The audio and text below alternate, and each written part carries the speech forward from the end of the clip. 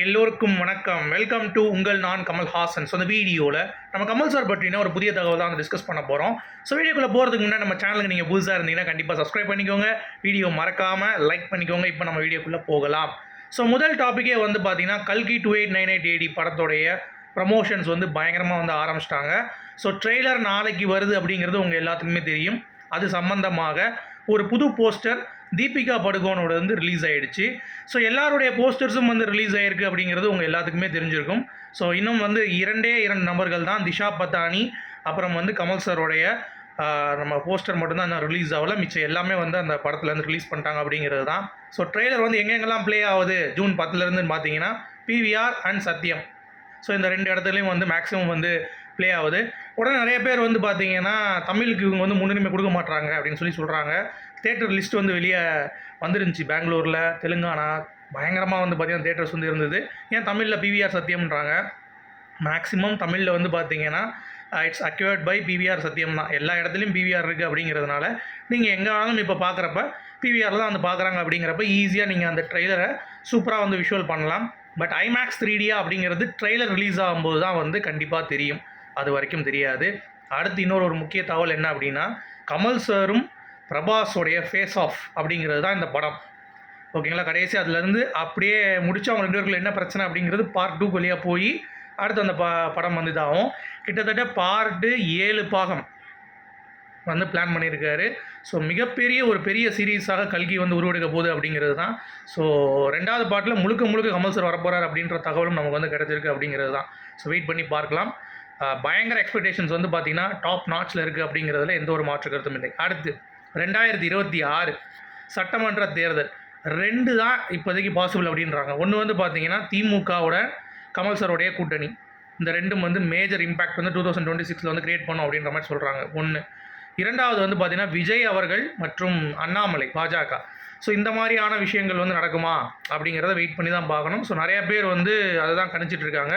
ஆனால் பாஜகவில் விஜய் வந்து கூட்டணி போவாரா அப்படிங்கிறது தெரியல. ஆனால் கண்டிப்பாக தனித்து நின்னா கூட இந்த வட்டம் பெரும்பான்மையான சீட்டை வந்து பார்த்திங்கன்னா DMK வந்து பெற முடியாது அப்படின்ற மாதிரி தான் எனக்கு வந்து ஒரு ஃபீல் ஆகுது.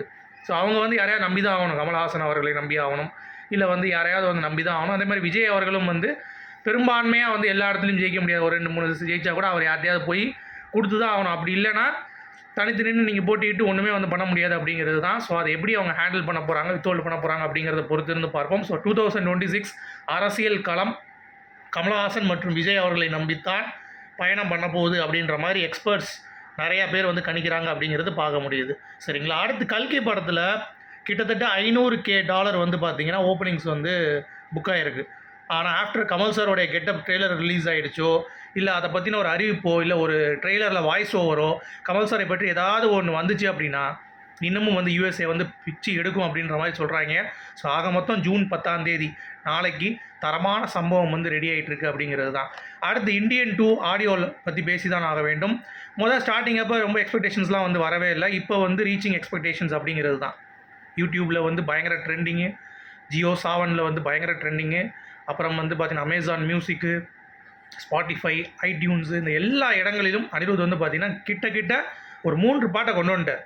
பாரா, நீலோர்பம், கதரல்ஸ். இந்த 3 பாட்டும் எங்கே இருந்தாலும் சரி பட்டையை கிளப்பிட்டுருக்கு அப்படிங்கிறது தான். அது மட்டும் இல்லாமல் இந்தியன் 2 ப்ரமோஷன்ஸ் வந்து கேரளாவில் ஸ்டார்ட் பண்ணிட்டாங்க. கோகுலம் சினிமாஸ். ஓகேங்களா?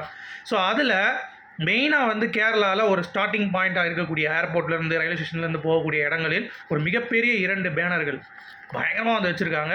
ஸோ அதை வந்து ட்ரோன் ஷாட் மூலமாக இன்றைக்கி வந்து காமிச்சாங்க. ஸோ ப்ரமோஷன்ஸ் ரொம்ப தீவிரமாக வந்து இறங்கியிருக்கு. ஹிந்தியில் என்ன பண்ண போகிறாங்க அப்படிங்கிறது தெரில. கமல் சார் வந்து ஜூன் 10க்கு அப்புறம் தான் வந்து இந்தியன் 2 ப்ரமோஷன்ஸ்க்கு வந்து போகிறார் அப்படின்ற ஒரு அப்டேட்டு. ஸோ வெயிட் பண்ணி பார்ப்போம். அது மட்டும் இல்லாமல் இந்தியா பாகிஸ்தான் 2020 மேட்ச் வந்து இன்றைக்கி ஆரம்பிக்க போகுது. ஸோ இந்தியா முறையாக ஒரு கடினமான ஒரு டார்கெட்டை நோக்கி போகுது அப்படிங்கிறது தான். ஸோ கமல்ஹாசன் அவர்கள் கரெக்டாக வந்து ஒரு வாழ்த்து தெரிவிச்சிருக்காரு. அதுவும் 5 லாங்குவேஜில் அவரே டப்பிங் பேசி ரிலீஸ் பண்ணியிருக்காரு. ஏன்னா படத்தில் தான் அப்படின்னா இதுலேயுமா அப்படின்ற மாதிரி நீங்கள் கேட்குறது எனக்கு புரியுது. ஆமாம், எதுனாலும் சரி கமல் சார் வந்து அது வார்த்தைகள் இல்லை அந்த மொழிகள் வந்து பேசும் பொழுது அப்படியே அந்த டோனில் வந்து பேசுகிறது அப்படிங்கிறது நிஜமாகவே ஆச்சரியமாக இருக்கும். அதே மாதிரியே பயங்கரமாக இருக்குது. ஸோ ஒரு என்ன சொல்கிறது, ஒரு இந்தியன் தாத்தா வந்து திரும்பி பேசினா எப்படி இருக்குமோ அந்த மாதிரி ஒரு பயங்கரமான புரட்சியாக வந்து பேசியிருக்காரு. ஸோ ஆர்ப்பரிக்கணும் நீங்கள் மறந்துடாதீங்க. 7:52க்கு நம்ம வந்து ரெடியாக இருக்கணும். ஸோ இந்தியா மேட்ச் ஆரம்பிக்கும் போது வேறு லெவலில் நமக்கான ஒரு சப்போர்ட் வந்து நம்ம கொடுக்கணும். அது இந்தியன் தாத்தாவும் கொடுப்பார் அப்படின்ற மாதிரி அவரையும் காட்டி ஒரு இந்தியனாக நான் கொடுப்பேன் அப்படின்ற மாதிரி சொல்லும் பொழுது வேறு மாதிரி இருந்துச்சு. ஸோ எல்லா லாங்குவேஜ்லேயும் அவர் பேசுனது அப்படிங்கிறது இன்னமும் யதார்த்தமாக இருந்துச்சு அப்படிங்கிறது நம்மளால் வந்து பார்க்க முடியுது. ஓகேங்களா. அடுத்து இந்தியன் ரீரிலீஸ் வேறு லெவலில் போய்கொண்டிருக்கு அப்படிங்கிறது. பிவிஆர் சத்தியம்லாம் வந்து பயங்கரமாக ஃபுல்லாகிட்டு இருக்கு அப்படின்னு சொல்லிட்டு ஒரு பக்கம் இருந்தாலும், இன்னொரு பக்கம் வந்து பார்த்தீங்கன்னா இந்த படத்தோடைய கிளாரிட்டி அப்படிங்கிறது ரீரிலீஸ் படங்கள் மாதிரி இல்லை. ஜஸ்ட் ஒரு நெகட்டிவ் எடுத்து அதை வந்து அப்படியே அடாப்ட் பண்ணி சும்மா வந்து வச்சுருக்காங்க அப்படின்னு சொல்லிட்டு நீங்கள் குவாலிட்டியான தேட்டரில் பார்க்கலன்னு நினைக்கிறேன்.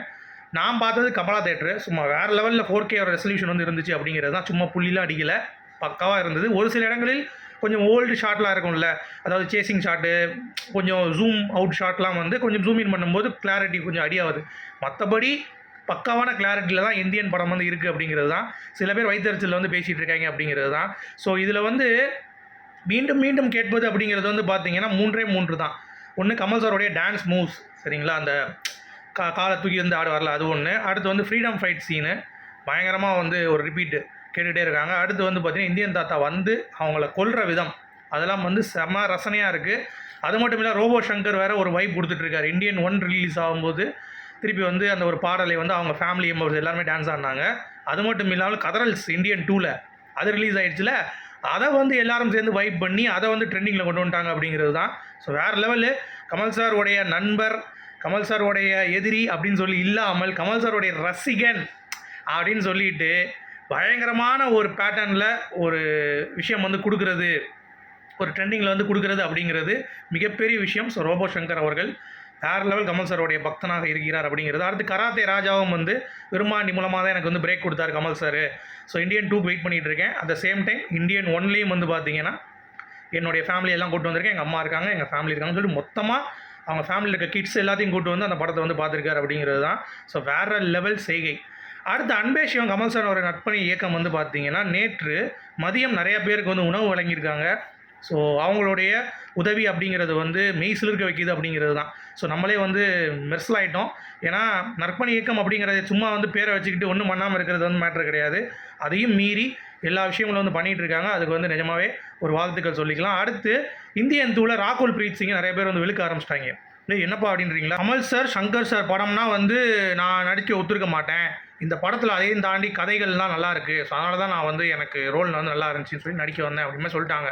ஒன்று நிறைய பேர் வந்து பார்த்தீங்கன்னா கமல் சார் ரசிகர்கள் போர்வையில் உள்ளே போயிட்டு இந்த மாதிரி அப்போ நீங்கள் வந்து கமல் சார் நடிக்கலையா, ஓவராக பண்ணுறீங்க, எவ்வளோ பெரிய ஆள் அப்படி இப்படின்லாம் வந்து கமெண்ட் அடிக்க ஆரம்பிச்சிட்டாங்க. அந்த மாதிரிலாம் எதுவும் சொல்லலை. அவங்க என்ன சொன்னாங்கன்னா, ஜாக்பாட் எனக்கு வந்து Kamal sir and Shankar sir தான். அதுக்கடுத்து கதையும் வந்து நல்லா இருந்தது. அதை மட்டும் எடுத்துகிட்டு அவங்கள போட்டு வந்து வறுத்துட்டு இருக்கானுங்க. அந்த மாதிரி எதுவும் நடக்கலை. ஸோ அவங்களுக்கும் சரி, இந்தியன் 2 நடித்தவர்கள் அனைவருக்கும் சரி, எல்லாத்துக்கும் ஒரு இம்பேக்ட் வந்து இந்த படம் வந்து கிரியேட் பண்ணியிருக்கு அப்படிங்கிறத நம்மளால் வந்து பார்க்க முடியுது. So that is good. அடுத்து தக் லைஃப் படத்தில் ஒரு எதிர்நீச்சல்னு சொல்லி ஒரு சீரியல் நடித்துட்டு இருக்கக்கூடிய ஒரு நபர் மணி சத்யன் பேர். அவர் வந்து தக் லைஃப்பில் ஒரு சீனில் கமல் சாரோட நடித்தாராம். அதை வந்து மிக பெருத்தி பேசியிருந்தார். அதாவது கமல் சார் என்னை பார்க்கும்போது முறைக்கிற மாதிரியே இருந்துச்சு. அப்புறம் அவர்கிட்ட நான் நடிக்கும்போது சொதப்பிட்டே இருந்தேன் ஒரு ஷாட். உடனே மனிதத்தனை கூப்பிட்டு கேட்டார், என்னப்பா நல்லா தான் எனக்கு பார்க்குறதுக்கு பயங்கரமாக நடிக்க மாட்டியா அப்படின்னு சொன்னோடனே அதுக்கடுத்து நான் நடிச்சிட்டேன். பட் இருந்தாலும் கமல் சார் பார்க்கும்பொழுது ஒரு பிரமிப்பு பயங்கரமாக இருந்தது அப்படின்னு சொன்னாங்க. ஸோ எனக்கும் நான் கமல் சார் பார்க்கும்போது நோட் பண்ணும்போதெல்லாம் வந்து ஒரு விஷயம் வந்து ரொம்ப அப்சர்வ் பண்ணுவார். நீங்கள் பார்த்தீங்கன்னா தெரியும், கமல் சார் நேரில் பார்த்தீங்கன்னா ஒரு கூட்டம் நடக்குது அப்படின்னா கூட அங்கே உட்காந்துருந்தாருன்னா சும்மா இருக்க மாட்டார். யார் யார் என்ன பண்ணுறா, அவன் என்ன பண்ணிகிட்டு இருக்கான், அந்த மாதிரி எல்லா திங்கிங்கும் அவருக்கு வந்து இருக்கும். கொஞ்சம் கண் வந்து கொஞ்சம் தூக்கலாக தான் வந்து கமல் சார் வந்து இருப்பார் அப்படிங்கிறது தான். ஸோ அதை தான் இவர் வந்து சொல்லிகிட்டு இருக்கார் அப்படின்ற மாதிரி சொல்கிறாங்க. ஸோ தட் இஸ் என்ன சொல்கிறது, அது எல்லாத்துக்கும் வந்து அமையணும் கமல் சார் அப்படி பார்க்குறதுக்கு அப்படிங்கிறது தான். So that is good. அது நல்ல ஒரு எக்ஸ்பீரியன்ஸ் வந்து அவருக்கு வந்து பெற்றிருக்கு அப்படிங்கிறது. அப்புறம் அஜய் ரத்னம்னு ஒருத்தர் இருக்கார்ல, 400 படங்கள் மேலே நடிச்சிட்டேன். ஆனால் கமல் சார் நடித்த படங்கள் தான் நான் வெளியே தெரிஞ்சிருக்கேன் அஜய் ரத்னம்ட்டு. இல்லாட்டி எனக்கு தெரிஞ்சிருக்காது வெளியே. அந்தளவுக்கு கமல் சார் வந்து என்கிட்டேருந்து ஒரு நல்ல ஒரு உழைப்பை வந்து வாங்கியிருக்கார் அப்படிங்கிற மாதிரி அவர். அடுத்து அம்பிகா அவர்களும் பூர்ணிமா பாக்கியராஜ் அவர்களும் கமல் சாரை பற்றி பேசியிருக்காங்க. அம்பிகா அவர்கள் என்ன சொல்லியிருக்காங்க அப்படின்னா, அந்த மாதிரி கமல் சார் வந்து நிறையா ஷூட்டிங் ஸ்பாட் முன்னாடிலாம் வந்து பயங்கரமாக சிரித்து காமெடி பண்ணிகிட்டு இருப்பார். திடீர்னு ஷூட்டிங் ஸ்பாட் ஆரம்பித்த பிறகு டக்குன்னு வந்து அவர் கேரக்டருக்குள்ளே போய் பயங்கரமாக வந்து ஒரு இது வந்து வெளிப்படுத்துவார். ஆனால் நான் வந்து கொஞ்சம் அப்படியே இருக்கும்போது கமல் சார் வந்து பாருங்கள் இவங்க தான் சிரிக்கிறாங்க சொல்லி என்ன மாட்டி விட்டுருவார். எப்படா அந்த மனுஷன் இதெல்லாம் பண்ணுறாரு அப்படின்னு நானே வந்து பிரமித்து போனேன். ஆனால் எனக்கு ரொம்ப பெருமையாக இருக்குது. அவர் கூட நடிக்கிறப்ப நிறையா ஒரு ரோல்ஸ் வந்து எனக்கான நடிப்பு, ஆக்டிங்லாம் நிறையா கற்றுக்கிட்டேன் அப்படின்ற மாதிரி அம்பிகா அவர்கள் லேட்டஸ்ட்டாக வந்து பேசியிருக்காங்க. அது மட்டும் இல்லாமல் பூர்ணிமா பாக்கியராஜ் அவர்களுடைய ஃபஸ்ட்டு படம் கமல் சார் கூட தானா. ஆனால் அந்த படம் வந்து ஏதோ ஒரு இதில் அவங்களுடைய கால் ஷீட் இல்லாததுனால அடுத்து வேறு யாரோ ஹீரோயின் வச்சு பண்ணிட்டாங்களாம். பட் அது பண்ணியிருந்தா பயங்கரமாக இருந்திருக்கும். அந்த லக்கை நான் வந்து மிஸ் பண்ணிட்டேன். அதை வந்து முடிச்சிருந்தா இன்னும் கொஞ்சம் வேறு மாதிரி இருந்திருக்கும் அப்படின்ற மாதிரி அவங்க ஃபீல் பண்ண விதம் கொஞ்சம் நல்லா இருந்தது.